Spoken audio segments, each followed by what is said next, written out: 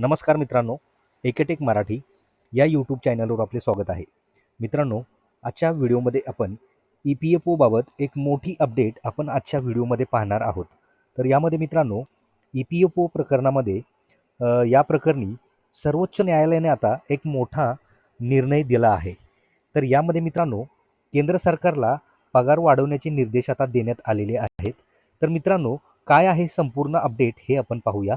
तत्पूर्वी मित्रांनो, चॅनलवर जर पहिल्यांदा आला असाल तर व्हिडिओला एक लाईक आणि चॅनलला सबस्क्राईब करायला विसरू नका. तर चला तर मित्रांनो, व्हिडिओला सुरुवात करूया आणि काय आहे ती मोठी अपडेट हे आपण पाहूया.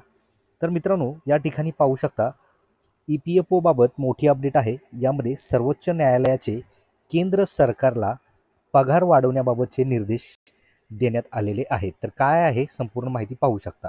EPFO प्रकरणात आता एक मोठी अपडेट समोर येत आहे. या प्रकरणी सर्वोच्च न्यायालयाने आता एक मोठा निर्णय दिला आहे. तर यामध्ये केंद्र सरकारला आता पगार वाढवण्याचे निर्देश आता या ठिकाणी देण्यात आलेले आहे. तर मित्रांनो, काय आहे सविस्तर माहिती इथे पुढे पाहू शकता. तर यामध्ये सर्वोच्च न्यायालयाने सोमवारी केंद्र सरकारला केंद्रीय कर्मचारी भविष्य निधी संघटनेच्या म्हणजेच EPFO योजनेत वेतन मर्यादेच्या सुधारणेसाठी 4 महिन्यांचा कालावधी दिला. या 4 महिन्यात केंद्र सरकारला निर्णय घेण्याचे निर्देश देण्यात आले. या वेतन मर्यादेमध्ये गेल्या 11 वर्षापासून कोणताही बदल करण्यात आलेला नाही. कर्मचाऱ्यांसाठी सामाजिक सुरक्षा योजना सुरू करणारी EPFOने या योजनेत 15,000 रुपयांहून अधिक मासिक वेतन प्राप्त कर्मचाऱ्यांना सहभागी करून घेतले नसल्याचा आक्षेप या ठिकाणी याचिकेत घेण्यात आला. यामध्ये JK माहेश्वरी आणि न्यायाधीश AS चांदूरकर यांच्या खंडपीठाने सामाजिक कार्यकर्ते नवीन प्रकाश नोटियाल यांच्या दाखल याचिकेत हे आदेश या ठिकाणी दिलेले आहे. तसेच पुढे पाहू शकता की EPFOच्या वेतन मर्यादेत वाढ का नाही. तर यामध्ये याचिकाकर्त्यांचे वकील प्रणव सचदेवा आणि नेहा राठी यांचा महत्त्वाचा मुद्दा मांडला. देशातील अनेक भागात आता कमीत कमी वेतनात वाढ झाली आहे, तरीही EPFOची वेतन मर्यादा जैसे तेच आहे. त्यात कोणताही बदल झालेला नाही. त्यामुळे देशातील एक मोठा वर्ग सामाजिक सुरक्षा आणि भविष्य निधीच्या लाभापासून वंचित झाल्याचा दावा याचिकेत करण्यात आला आहे. सदर याचिका निकाली काढताना 2 आठवड्यात याचिकेच्या निकालाची प्रत आणि निवेदन केंद्र सरकारकडे देण्याचे निर्देश सुप्रीम कोर्टाने याचिकाकर्त्याला दिलेले आहेत. तसेच पुढे पाहू शकता की यामध्ये केंद्र सरकारने या प्रकरणी 4 महिन्यात निर्णय घ्यावा असे निर्देश दिले. गेल्या 70 वर्षांमध्ये वेतन मर्यादा सुधारणा अत्यंत मनमानीप्रमाणे करण्यात आली आणि त्यात सातत्यही अजिबात नाही.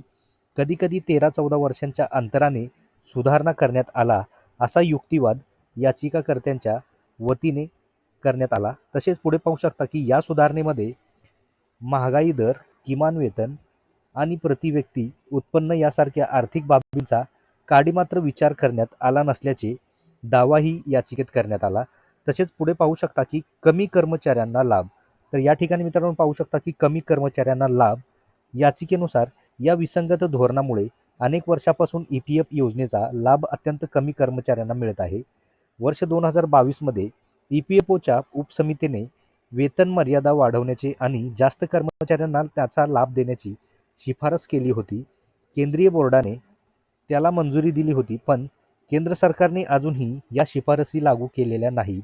तसेच गेल्या 30 वर्षात या सामाजिक योजनेच्या परिघातून अनेक कर्मचारी बाहेर ठेवण्यात आल्याचे याचिकेत म्हटलेलं आहे. तर 70 वर्षात याविषयी ठोस धोरण राबविण्यात आणि परिस्थितीनुरूप निर्णय घेण्यात आला नसल्याचा आरोप करण्यात आला आहे. तसेच आता 4 महिन्यात केंद्र सरकारला याबाबत निर्णय घेण्याचे निर्देश आता या ठिकाणी देण्यात आलेले आहेत. तर मित्रांनो, EPFO विषयी एक मोठी अपडेट आपण आजच्या व्हिडिओमध्ये पाहिलेली आहे की ज्यामध्ये मित्रांनो आता सर्वोच्च न्यायालयाने आता केंद्र सरकारला पगार वाढवण्याचे निर्देश या ठिकाणी इथे देण्यात आलेले आहेत.